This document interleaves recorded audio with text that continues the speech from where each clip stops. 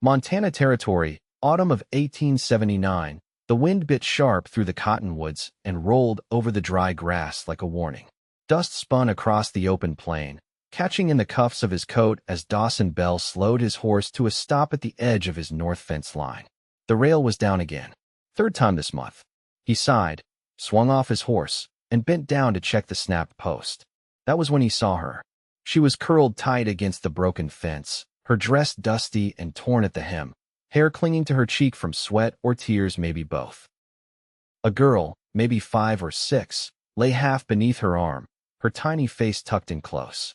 A boy, a little older, sat cross-legged beside them, holding a threadbare doll and staring hard at the stranger with his jaw set like he meant to protect them all. Dawson took one slow step forward. "Ma'am." The woman's eyes opened fast. She bolted upright, shielding the children behind her, voice rough as gravel. We have nowhere to go." The wind tugged at Dawson's hat. He looked down at her, saw the gaunt lines in her face, the way her shoulders trembled though she held herself straight. He bent to one knee. "You do now?" For a long second, she just stared at him. "I'm Dawson Bell. That ranch house yonder 2 miles off is mine," he said, nodding east. "You and the young ones coming with me. Warm food, dry beds. No arguments." The boy's chin lifted. "We ain't beggars." Dawson met his stare. "Never said you were. But I don't leave folks out in the cold. Especially not kids." The woman's voice cracked. "I'm Harper Grady. This is Ruth. And that's my son, Reed."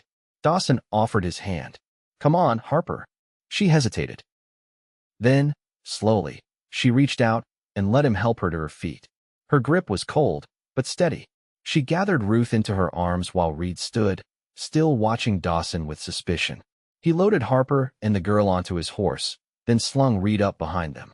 Dawson walked beside them, hand on the reins, stepped steady across the late-day grass. They reached his ranch just as the sun kissed the edge of the hills. Smoke curled from the chimney, and the corral was quiet save for the soft sounds of horses shifting in the twilight. Inside, he got them into the kitchen. Harper sat stiff-backed at the table while the children clung to her. He stoked the fire higher, then ladled hot stew into bowls and passed them out. Reed eyed his bowl like it was a trick. Ruth buried her face in Harper's shoulder. "You got family out here?" Dawson asked gently. Harper shook her head. "No one left. My husband died in Kansas last winter.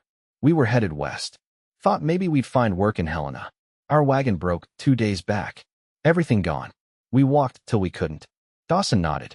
"You're safe now." That night, he set them up in the back bedroom. He brought in clean quilts and a basin of warm water. Harper took them with a quiet thank you, her voice low. When Dawson turned to leave, she stopped him with a hand on his arm. "I do not know what this is costing you," she said, eyes steady. "But I will repay it. I will work. I can cook, mend, clean. I do not want your charity." Dawson held her gaze. "It is not charity. It is decency." She looked away first. The next morning, Harper was already in the kitchen when he came in from the barn, sleeves rolled, hair tied back, frying bacon like she had lived there for years. Reed was feeding the chickens. Ruth sat on a stool brushing a doll's hair with a fork. Dawson leaned against the doorway, watching. "You planning to run my house now?" he asked. "I said I would work," Harper answered without looking up. He grinned. "Well, I guess I'll let you." The days passed. The frost thickened on the grass, and the wind grew meaner. But inside Dawson's house, warmth took root. Reed took to following Dawson around the barn, asking questions about saddles and cattle feed. Ruth clung to Harper's skirts less and smiled more. Harper started to hum when she thought no one was listening soft tunes while she stirred stew or folded Dawson's shirts. And Dawson, he found himself listening for her voice in the morning, looking for her face in the doorway, catching himself smiling without knowing why. One evening, Harper came out to where Dawson was splitting wood. She had a blanket wrapped around her shoulders, cheeks pink from the cold. She watched him split 3 logs before she spoke. "You are kind," she said simply. Dawson paused, leaned on the axe. "I just did what anyone should." "No," she said. "Not anyone. Most would have passed us by." He met her eyes. "You look like you needed saving." Her lips pressed together. "I did. But so did they." He nodded toward the house. "They are good kids. They are everything. They will be all right now." She looked at him, something soft settling in her expression. Will I? She asked, quiet. Dawson stepped forward. You are not alone anymore, Harper. The sun dipped behind the hills. The wind eased for a moment. She smiled, small and unsure. Then she nodded. All right, she whispered. Neither one moved. Just stood there, the distance between them not quite crossed yet, but close. That night, as Dawson turned out the lamp, he looked across the quiet house, listened to the soft creak of floorboards, the faint sound of Harper's laugh low in the children's room. Something in his chest settled. They were not strangers anymore. And he was not alone, either. November settled in gray and close, the kind of cold that didn't shout but curled into the joints and hung there. Dawson woke before first light, as always, but now the kitchen carried the low sound of a woman's footsteps behind his and the scent of coffee that wasn't just for him. Harper had made room in his days without rearranging them. She did not ask questions about the horses or the sale of feed. She simply moved through the house like she'd always known how to keep it steady. He found her on the porch after supper, wrapped in her shawl, Ruth asleep against her chest. The girl had taken to Harper's lap as if it were a rightful perch. Dawson handed over the folded quilt he'd carried out with him. You're shivering, he said. Harper adjusted Ruth and pulled the blanket over them both. Not much. Just thinking. He sat on the step below her, arms resting on his knees. The light from the parlor window behind them threw a faint glow across the porch boards. About Kansas? He asked. No, she said. About quilting. That caught him off guard. He looked up over his shoulder. I used to do a lot of it, she continued. Before everything. I had a whole basket of scraps, bright reds and golden prints. I left it behind when we left my sister's. Couldn't carry it. Was it important? It was pretty, she said. And that mattered more than I thought it did. He nodded, unsure what to say. The wind ran through the cottonwoods out back, their leaves mostly gone now. I could mend that coat of yours, she said after a moment. The lining's wearing thin. You noticed that? I noticed things. He turned to face her more fully. You don't have to fix everything, Harper. She looked down at Ruth, then back at him. I know, but I want to. That's different. Inside, Reed's voice carried faintly as he read aloud from a book Dawson had found on the shelf for him. He was stumbling through the words, but not giving up. You saw to them first, Dawson said, even when you could barely stand. They're all I had left. You've got more now. She didn't answer, but her hand moved gently over Ruth's hair, her fingers slow and sure. The next day broke clear and brittle. Dawson saddled 2 horses just after dawn. Reed came out with his coat half-buttoned and boots 2 sizes too big that Dawson hadn't had the heart to replace yet. You said you'd show me the West Ridge, Reed said, chin lifted. I did, and I will, but not today. Reed's expression tightened, but he didn't argue. I need to show your ma something first. Harper stood near the barn, her arms crossed against the cold, watching. She hadn't asked where they were going when Dawson told her to dress warm. He handed her the reins to the second horse. You ride? Not well, she said, but I'll manage. They rode east through the narrow pass that cut across the low hills. Frost lingered on the grass, and the sun was just high enough to catch the tops of the bare cottonwoods. After half an hour, they reached a cabin long abandoned, its roof half caved in and the front porch sagging. Dawson dismounted and tied his horse to the rail. This land was part of my uncle's place, he said. He passed, and no one claimed it. Thought maybe you'd want it. Harper slid down from her saddle slowly. Why would you give me land? Because I can. And because it's yours if you want it. She walked the length of the porch, ran her hand over the doorframe. The wood was gray and splintered under her fingers, but solid. I thought you brought me out here to talk about something, she said. I did. Just didn't know how to start. She turned, her brow furrowed. I've been alone a long time, Dawson said. Didn't realize how much until you were in that kitchen, humming to yourself. It's quiet when you're not there. You're not one for pretty words, are you?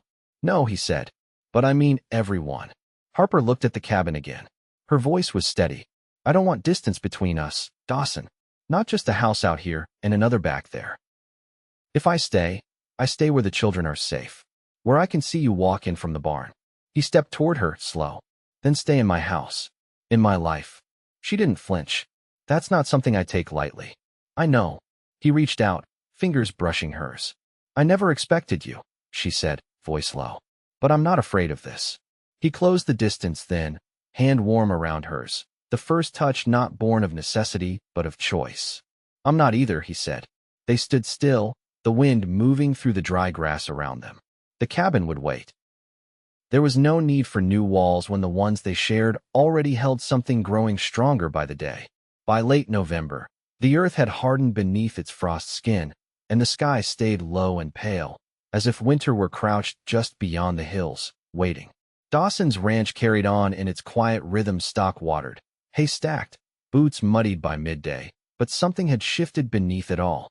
Not loud, not sudden, just steady, like thaw working through permafrost. Harper stood at the long table in the front room, sorting through a small parcel wrapped in muslin. Dawson had brought it back from town, a gesture he hadn't spoken much about, just handed over with a nod before heading out to unsaddle. Inside had been scraps of calico and muslin, some deep blue, others soft ochre. Her hands moved over them now, with something close to reverence. "You knew I'd take to these," she said, not looking up. "I saw the way you looked at that old cabin wall." Dawson replied from the hearth, "Like you were measuring it for something." She turned, folding a square into halves. "I was remembering how long it takes to piece a thing worth keeping." He set down the iron poker. "Some things come together faster, if the right hands are on it." Harper gave a small breath through her nose, not laughter exactly, but close. "You always talk like that." "No," he said, "only with you." Ruth snored lightly from the pallet by the fire. Wrapped in a wool blanket, she refused to sleep without now. Reed sat on a stool in the corner, carving a slender stick with one of Dawson's old pocket knives. He'd grown quieter in recent days, not withdrawn, but watchful, as if weighing the world carefully before stepping further into it. Harper watched her son for a moment, then stepped to Dawson's side. "He's trying to see where he fits." Dawson nodded. "He's got time. He doesn't feel like he does. He's always had to be older than he is." Dawson's jaw tightened slightly. "That's a hard thing." She placed a hand on the mantel. "He needs to know this isn't temporary." Dawson turned toward her. "It isn't." She met his eyes. "Then we tell him." They waited until the next afternoon, when the sun broke through the gray enough to send out a little warmth. Dawson led them out past the east pasture, where the land sloped down into a shallow draw. He stopped at the edge, pointing toward a stretch of open ground flanked by a line of young cottonwoods. "Been thinking," he said. "This here's good soil. Water runs under it. Could raise another barn easy. Or a house." Reed squinted up at him. "Why would you need another house?" Harper stepped forward. "Because we're staying." Reed's shoulders stiffened. "You said we'd keep moving. I said we'd go west. Then we found something better." Dawson crouched beside him. "You get to grow here, Reed. Not just survive." The boy looked between them, arms crossed. "And you?" Harper's answer came quiet, but sure. "I've spent too long waiting for a place to stop running. This is it." Reed looked out across the open space, where wind moved over the grass in quiet waves. He didn't answer, but he didn't walk away either. That evening, Dawson found Harper behind the barn, stacking kindling. The clouds above were turning cold dark again, and the first snowflakes drifted down soft as ash. "I won't build separate," he said. She paused, one hand on the woodpile. "I never asked you to. I want you in my house. Not as a guest. Not for a season." She turned to face him fully, her shawl clutched at the throat. Her eyes held no hesitation. "I had a husband once," she said. "He was kind, but we were never truly known to each other. We lived beside, not within." Dawson stepped closer. "I don't want beside. I won't bring pieces of myself into this, Dawson. It's all or nothing." He reached for her hand, roughened by weeks of work, but warm beneath his. "Then it's all." The snow fell harder now, thick and deliberate. "I want to marry you," he said, voice low. Harper looked down at their joined hands. "I believe you." He waited. Then she nodded, slowly, like a gate opening inch by inch. "All right," she said. Inside, the fire burned low, and the children slept without stirring. The wind whistled faintly under the eaves, but within the house, it was still. Dawson closed the door behind them and looked across the room at the table where Harper had left her quilt pieces folded in a neat stack. A beginning. She caught his gaze, and something passed between them. Not surprise, not wonder, just the deep recognition of two people who had walked long roads alone and now stood side by side, choosing the same path forward. And for the first time in a long while, the world outside could do what it pleased. Inside was home, the first snow held through December. It came early that year, steady and dry, clinging to the rooftops and fencing rails in thin white lines. Dawson stood at the paddock fence, arms crossed against the cold, watching Reed work a brush over the dun mare's flank. The boy had grown more sure-handed, more deliberate. He didn't ask for instruction anymore, just looked up now and then to make sure he was doing it right. Dawson nodded once in approval before heading toward the barn, boots crunching through the crusted snow. Inside, the air held the warmth of animals and hay. Harper was there already, hanging up a pair of mended halters. She wore her coat open, cheeks red from the cold, hair pinned up beneath a kerchief. "You walked from the house?" Dawson asked. "I needed to move," she said. Couldn't sit still with Ruth napping and Reed gone quiet. He leaned a shoulder against the stall beam. "Something on your mind?" She glanced over her shoulder at him, then reached for a coil of rope. "I sent a letter to my sister. Told her where we are, that we're safe." He straightened slightly. "You didn't say much about her before." "Mary's younger. Married to a man who stayed out of the war. They've got a dry goods store in Salina now." She paused. "We had a falling out after my husband died. She thought I should come live with them. I didn't want to be someone else's burden." Dawson didn't speak, just waited. "She never answered my last letter," Harper added. "But I thought she should know." He took that in. "If she writes back, she'll find you different than when she last knew you." "I am different." She looked at him fully now. "I'm not the same woman who left Kansas with nothing but a broken wagon and 2 children too tired to cry." Dawson stepped closer, the sound of his boots soft against the barn floor. "You've built something here," he said. "Not just for them. For yourself." She looked down at her hands, flexed her fingers as if testing the truth of that. "I'm not used to things lasting." "They do," he said, "when you work them right." She let out a breath, like she'd been holding it a while. "I want to marry you in January. Before the thaw." He nodded once. "You tell me the day, and I'll be there with my best coat on." They stood a moment in the hush of the barn, horses shifting in their stalls, the soft creak of the rafters above. Later that week, Dawson rode into town to speak with the circuit preacher, a man who passed through once every month or two. He returned with word of a date, the second Sunday after New Year's, when weather allowed and the preacher's wagon could make it up the ridge. Harper didn't ask for lace or flowers. She asked for warmth in the house, a good supper afterward, and that Ruth have a ribbon in her hair. The day came with a sky clear and pale as bleached linen. The air was still, the kind of cold that didn't bite so much as settle in your lungs and remind you to breathe slow. They stood in the parlor, Dawson in a pressed shirt and the coat Harper had mended, Harper in a dark green wool dress that fit her like it had waited years for this moment. Ruth clutched a sprig of pine in her mittened hands. Reed stood tall behind her, his jaw set with careful pride. The preacher's words were simple, heavy with the kind of weight that didn't need dressing. Harper's voice didn't waver. Dawson's hand didn't shake.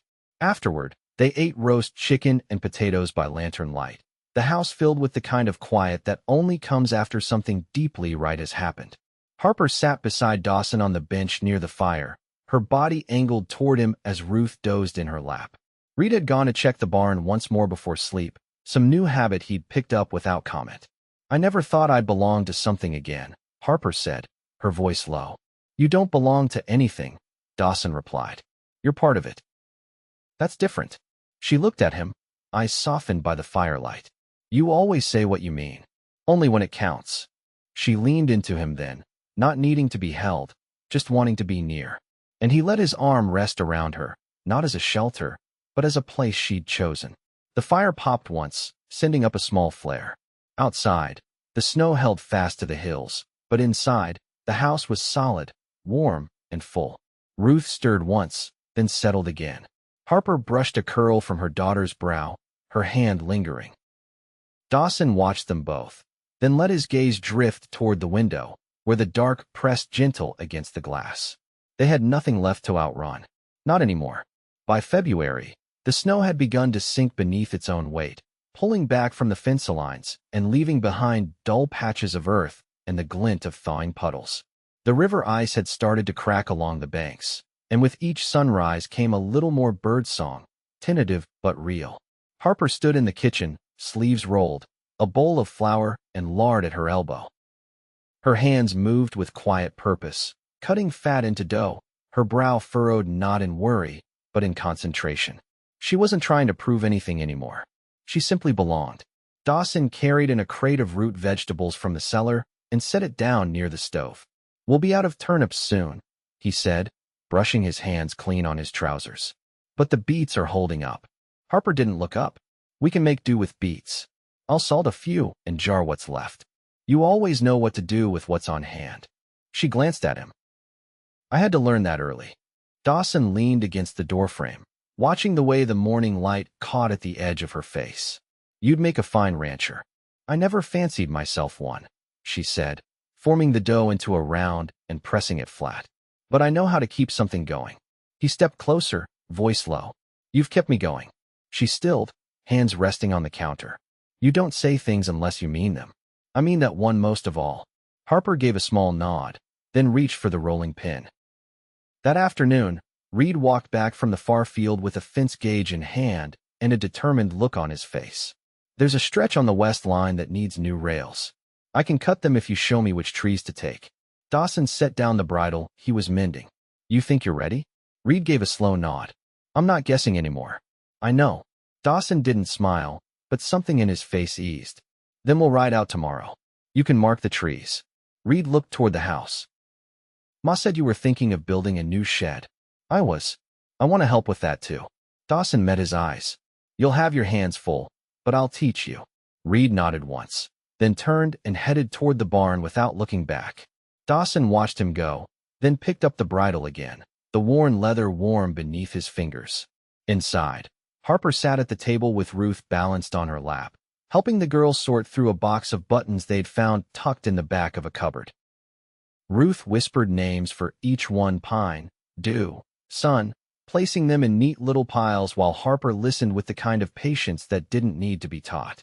Later that night, Dawson found Harper on the porch, her shawl pulled tight, eyes on the stars just beginning to show through the clouds. She didn't turn when he joined her, just leaned slightly against his side when he sat beside her. "I've been thinking," she said, "about the spring planting.